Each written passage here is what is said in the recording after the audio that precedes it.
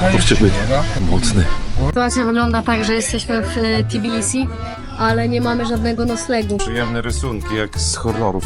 Ściska głowę strasznie. Nie wiem, czy sobie zostawić na później, czy pożerać do końca. Możesz sobie kupić puzzle z Józefem Stalinem. To był naprawdę wielki człowiek. To wszystko wyjaśni się w tym odcinku. Co, Kornelia, powiesz ciekawego? Czapeczkę dostał pan od nas. Ruszamy zaraz do Tbilisi. Po 20, Robert. Ile? 20. 20? Zapytania nie będę przeszkadzać i daj mi znać coś dalej, coś potrzebuje pytanie, odpowiedź. Dobra. Dobra, dzięki, cześć. Cześć. Tutaj za panią siądziemy. No dobra. Dostaliśmy czacze od naszego kierowcy. Pozdrawiam serdecznie. Sam robił. Mówię, że sam robił. Mocno zakręcony. Wprawdzie nie jest po 12, tylko po 8. No, bimber. Kornelia się ciągle obawia, że wszyscy myślą, że my jesteśmy z Rosji. Piłam coś takiego kiedyś. Ja wiem, jak to smakuje. Jak rakija. No to wczoraj byliśmy na tej wycieczce i pan nam dużo fajnych rzeczy poopowiadał. Dowiedzieliśmy się trochę o kupowaniu alkoholu, żeby nie kupować na rynkach, bo oszukują, kupują w marketach i rozlewają do mniejszych butelek i sprzedają drożej. No i zapytaliśmy, gdzie w takim razie można kupić czacze i on swoją nam przywiózł. Mało tego, jeszcze zadzwonił, że nas zawiezie dzisiaj na dworzec. Daliśmy mu czapeczkę. Ja nie panie Maju, z Polszy. Очень приятно. Очень приятно. Kutaisy. Powszechny, mocny. No ale ma z 5 dych to na pewno ma, nie? Więcej, nie? Z 60 chyba nawet. Jak na bimber dobry. I no mamy otwarte drzwi w samochodzie. A jeszcze będą tak wsiadać, tak? Jak z chodnika.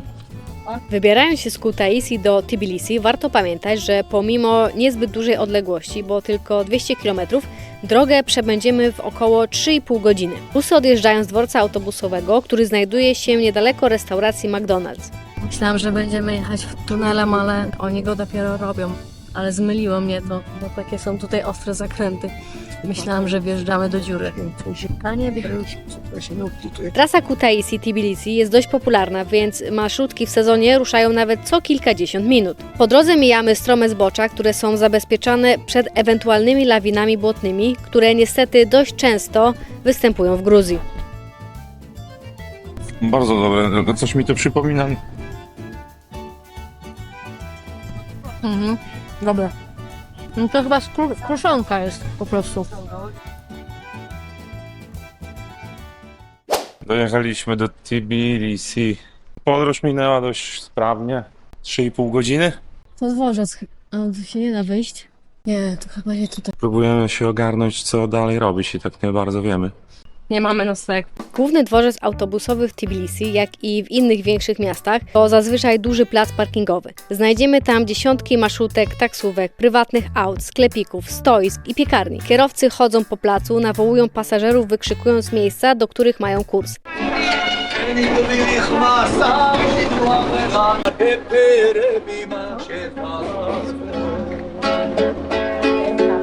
Zapiernicza.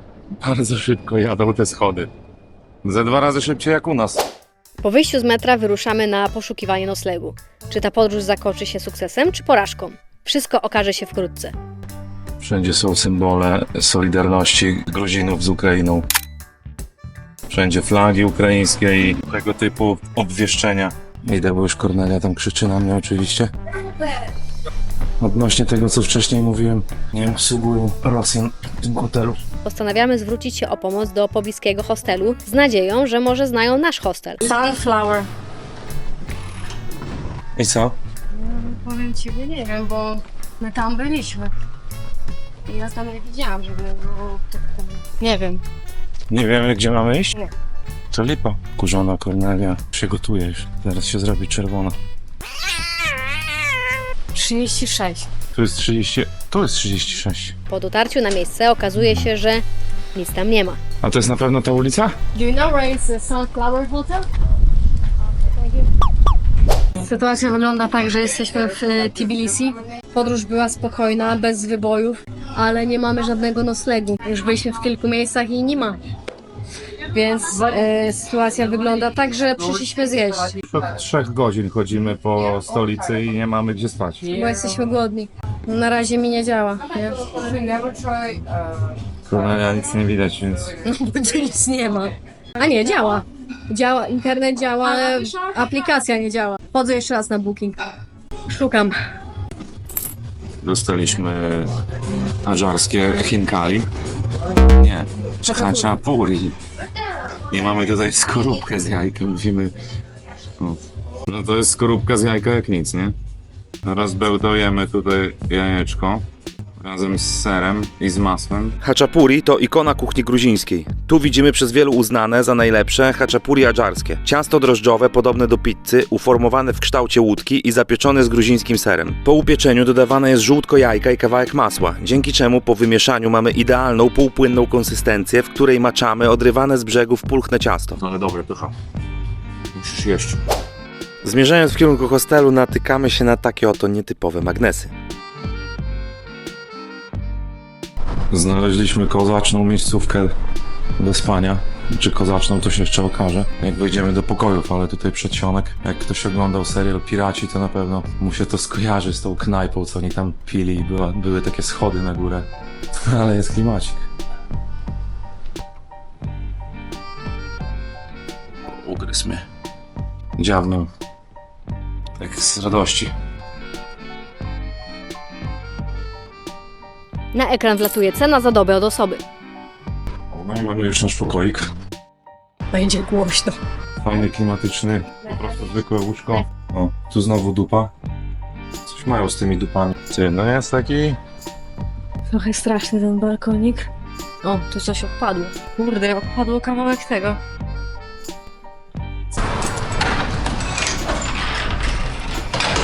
No jakbyśmy mieszkali w piwnicy, to wygląda, nie? Ale nie, są przyjemne rysunki. O. I dan dan dan dan dan dan dan dan dan. Przyjemne rysunki, jak z horrorów.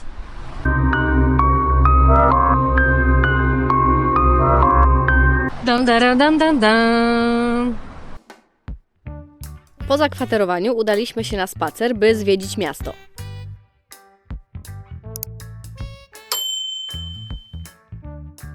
Kot liże sobie jajca. Tak, to ty. Jajcarzu. I tam fajna fura stoi. Bez zderzaka.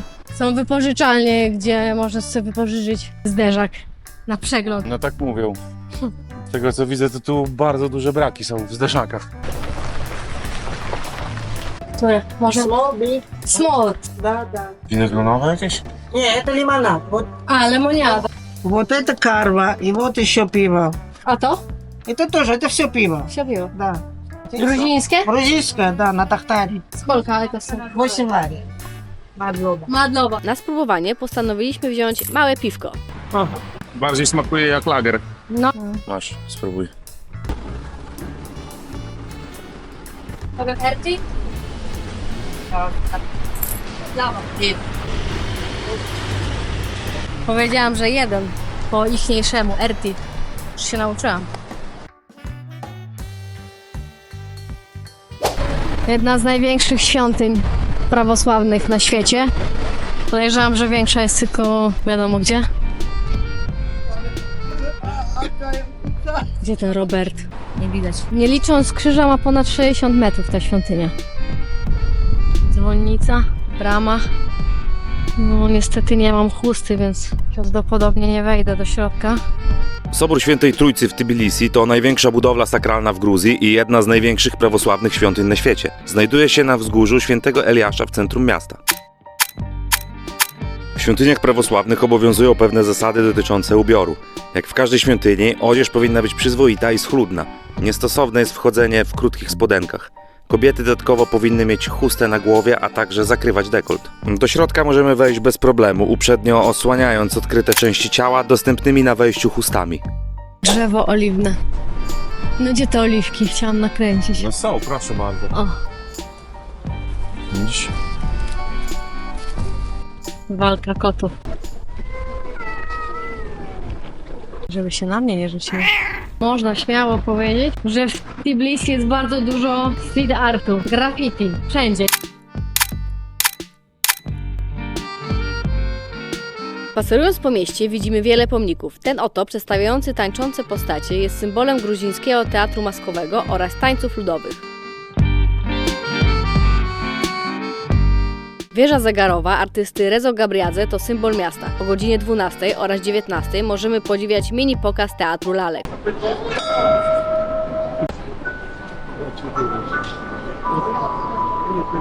Tutaj w wieży zegarowej jest najmniejszy zegarek w mieście. O, tutaj jest. O, 7:15 prawie. Skali dużego jest naprawdę malutki. O.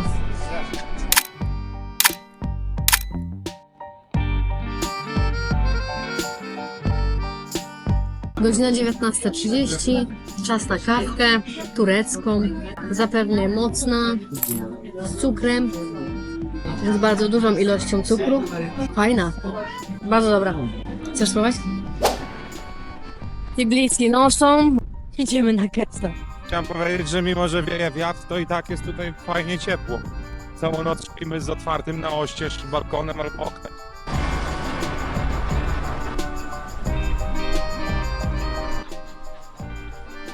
Tego typu stragany z warzywami czy piekarnie często są czynne do późnych godzin.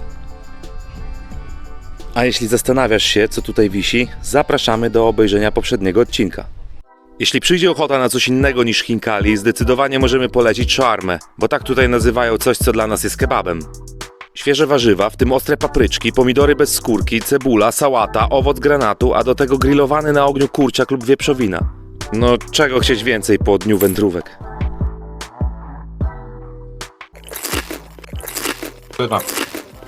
Granatem. Świeżutkie warzywa. Nie wiem, czy sobie zostawić na później, czy pożerać do końca. To jest najlepszy, jaki jadłem do tej pory. Co ciekawe, mięso jest robione na grillu, na normalnym węglu, drzewnym węglu, więc czuć fajnie dym nawet w całym lokalu. No i ono nie jest przyprawione tymi wszystkimi przyprawami typu garam masala, curry i tak dalej, tylko jest po prostu jakby takie naturalne mięso, sól i pieprz. Mi się wydaje, że to jest maks tutaj. To chyba. Zadowoleni i najedzeni ruszyliśmy dalej. Tym razem odkrywać miasto nocą. Szybkie sprawdzenie, w którym kierunku znajduje się kolejna atrakcja i idziemy. Jesteśmy na moście pokoju. Gra muzyczka, światełka się świecą. Więcej informacji będzie dograna. Most pokoju, a dokładniej kładka dla pieszych nad rzeką Kurą. Kładka ma około 150 metrów długości i wykonana jest ze stali oraz ze szkła. Futurystyczna budowla, zupełnie nietypowa dla Gruzji, zbudowana w roku 2010, stała się ważnym punktem Tbilisi. Robi wrażenie.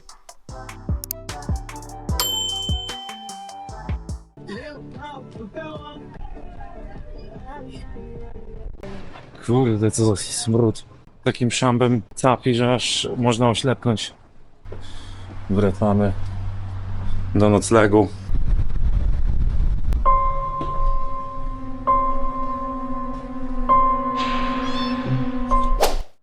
Kolejnego dnia postanowiliśmy pojechać do Gori, miasta oddalonego od nas o 90 km, które słynie z dość niechlubnego faktu. Ale o tym, jak dojedziemy na miejsce. Marszrutki to małe busiki, które są najbardziej popularnym środkiem transportu na Kaukazie. Niezależnie od długości trasy, marszrutka będzie najtańszą opcją. I nawet w wypchanej po brzegi marszrutce znajdzie się miejsce dla kolejnego podróżnego. Posiadają rozkład jazdy, lecz jest on orientacyjny i bus odjeżdża wtedy, gdy się zapełni. Warto zaznaczyć, że jest to najszybsza opcja poruszania się po Gruzji. Właśnie popijamy sobie kawkę za 2 lari w mieście Gori. Miasto to jest znane z tego, że urodził się tutaj Józef Stalin. I stąd pochodził generalnie. Idziemy do muzeum. Muzeum jest ile liczy, mówiłeś? 4000 egzemplarzy różnych, muzealnych? Bardzo dużo. Mam nadzieję, że będzie ciekawe. Tyle. W Gori znajduje się jeszcze Muzeum Wielkiej Wojny Ojczyźnianej, przed którym znajduje się ten pomnik. Nie wchodziliśmy do środka, gdyż z dostępnych w sieci informacji wynika, że nie warto. No i idziemy właśnie do Muzeum Stalina. W tym muzeum podobno nie ma nawet słowa o zbrodniach wojennych, jakie dokonał tylko jest raczej tutaj wychwalany. Ludzie są dumni z tego, że jest gruzińskiego pochodzenia, mimo tego, że sam Stalin się wstydził jakby tego, że jest Gruzinem, przecież nawet zmienił nazwisko, znaczy posługiwał się innym, bo oryginalnie brzmiało inaczej. No niemniej jednak warto zobaczyć tutaj to miejsce, bo to jest takie dość specyficzne, oryginalne. No po prostu uznaliśmy, że warto tu być. O, a tutaj już widać ten dom. Oto dom rodzinny Stalina, a w zasadzie jego replika bądź dobrze odrestaurowany oryginał. Informacje na ten temat są sprzeczne. No i wchodzimy do środka. No jest kuchnia. Obsługi nie można tu nagrywać, Robert. Nie można obsługi nagrywać.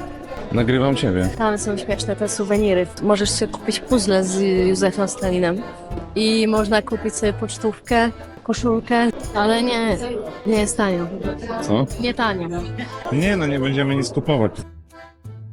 Zaglądając do punktu z pamiątkami można znaleźć popiersia, kubki, koszulki, fajki, a także piersiówki z podobizną Stalina.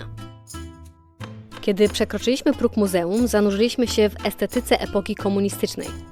Otoczeni czerwonym marmurem, zdobnymi żyrandolami i charakterystycznym na ten czas wystrojem wnętrz. Leci Józefa Stalina. Wszędzie jest bardzo dużo jego obrazów i rzeźb. Pierwsze biuro na Kremlu. Tutaj widać małą kolekcję fantów. Poniżej mamy cygaretki. Oryginalne cygara. Przynajmniej tak jest napisane. Muzeum, choć bardzo kontrowersyjne, pozwoliło nam poczuć się, jakbyśmy cofnęli się w czasie do okresu, który na zawsze zmienił losy całego świata. To dywanik do domu. Wieszali na ścianach przecież. W tym miejscu wpadamy w sidła socjalizmu i w głąb historii niedopowiedzianej. Eksplorujemy życie i dziedzictwo jednego z najbardziej kontrowersyjnych przywódców XX wieku. Zastał Rosję pługami i orką rolną, a skończył z państwem z głowicami jądrowymi. Warto to mieć na uwadze, że to był naprawdę wielki człowiek, tylko to słowo wielki może oznaczać bardzo dużo rzeczy. Od osobistych przedmiotów po historyczne artefakty, muzeum oferuje wyjątkowy wgląd w życie Stalina. Niestety, pomijając ważny element historii, chociażby stalinowski reżim, polecamy pojechać do Gori i zobaczyć to na własne oczy. Życzył sobie, żeby był pochowany ostatecznie w ziemi, tak jak to Gruzini zwykle czynią. Na Placu Czerwonym można, przy Kremlu można zobaczyć jego pomnik i tam jego szczątki spoczywają. Po pandemii Gruzja dostała propozycję mieć go u siebie, no i Gruzini odpisali długim listem, że strasznie dziękują, ale nie. W jednej z ostatnich sal możemy zobaczyć prezenty z państw całego świata. Szczególną uwagę przykuwa podarunek z Chin. Idąc dalej, zauważamy pamiątkowy talerz z naszego rodzimego kraju. A teraz udajemy się do stojącego na zewnątrz osobistego wagonu Józefa. Jesteśmy w wagonie Józefa Stalina. Bał się latać i podróżował wszędzie właśnie tym wagonem. Znaczy pociągiem, ale to był jego wagon. Zaplecze, kuchnia jakaś.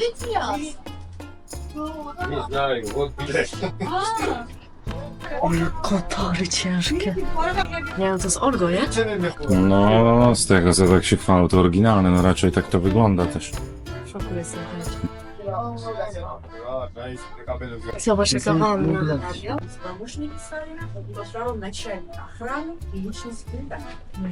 Coś mówią, że elektryka była w wagonie? А здесь аппарат для освежения воздуха, то есть кондиционер. No i tyle umiem powiedzieć. Zajebisty kibel w muzeum. Fajny papier, patrz, bez rolki. O Jezu. Właśnie skończyliśmy zwiedzać Muzeum Stalina i przechodzimy sobie dalej po Gori, Wanną wzgórze i tam będziemy później szli, a teraz siedzę na dziedzińcu. Z tego co wiem, to nie zawsze jest otwarty. Trafiliśmy na drzwi otwarte. Z drugiej strony, już naprzeciwko, znajduje się katedra Narodzenia Najświętszej Marii Panny.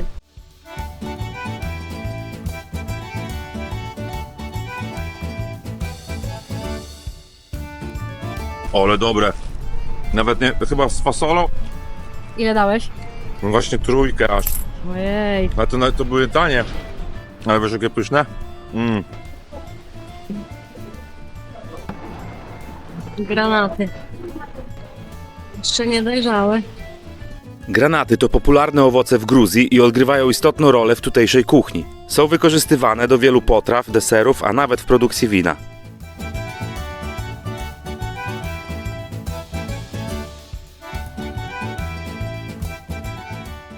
Jesteśmy pod twierdzą Gori. Gori Ciche dokładnie się nazywa. Z różnych źródeł wyczytaliśmy, że pierwsze udokumentowane jakieś spiski o tej twierdzy są z VII wieku. To nie jest jej pierwotna wersja, natomiast to, co za chwilę zobaczymy, jest odbudowane i pochodzi z 1774 roku. Zanim pójdziemy na górę, zrobiliśmy krótki przystanek sobie. Jest to pomnik 8 bohaterów wojennych Gruzji. Od 2008 roku tutaj oni się znajdują, a wcześniej można było podziwiać te pomniki w Tbilisi.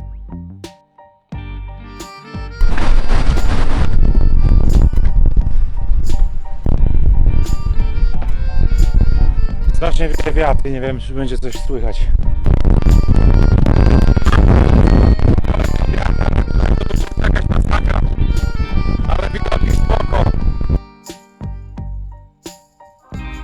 Z twierdzy roztacza się malowniczy widok na miasto i jego okolice. W oddali widać majestatyczne góry, które nadają niepowtarzalny charakter. W sierpniu 2008 roku doszło do kilkudniowej, ale intensywnej wojny między Rosją a Gruzją, w której Gori było celem ataków rakietowych ze strony Rosji. Konflikt wybuchł po napięciach związanych z separatystycznymi ruchami w regionach Abchazji i Osetii Południowej. Odpaliłam. Właśnie wsiadamy na najszybciej pędzące ruchome schody, jakie widzicie. Aż wyrywa z but. Zobaczcie jak szybko. Nie wiem, czy to widać. Widać. Ale obicie elegancko. Reklama w metrze żelu do drażniania nosa. Wychodząc na stacji metra Station Square trafiamy na wielki bazar, który pomimo lejącego się żaru z nieba tętni życiem. Jest to bardzo lokalne miejsce. Mieliśmy wrażenie, że jesteśmy jedynymi turystami, którzy błąkają się wśród ubrań, elektroniki, butów i produktów spożywczych. To miejsce bardzo dobrze przypomniało nam, jak jeszcze w latach 90. przymierzaliśmy spodnie w październikowy poranek, stojąc na kartonie. Kto z Was to pamięta? Te winogronka można by było spróbować taki podłudzień. Sweet? Dobra? Bierzemy? Super, super. Super. Co? Jo.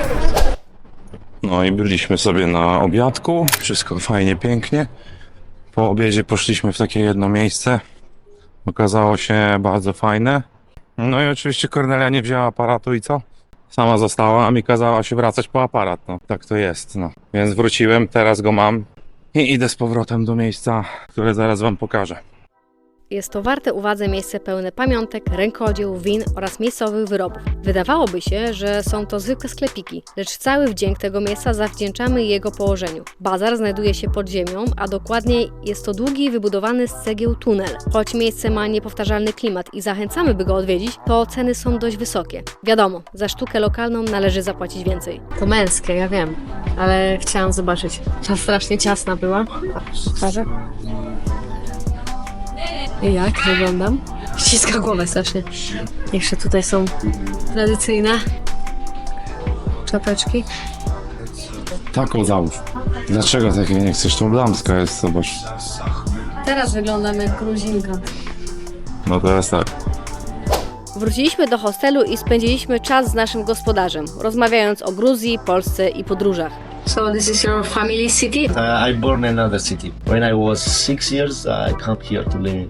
I to już by było na tyle. Mamy nadzieję, że się podobało. Chcielibyśmy robić jeszcze więcej i jeszcze lepiej. Dlatego zachęcamy do subskrypcji i dania łapeczki w górę. Cześć i do zobaczenia w kolejnych odcinkach.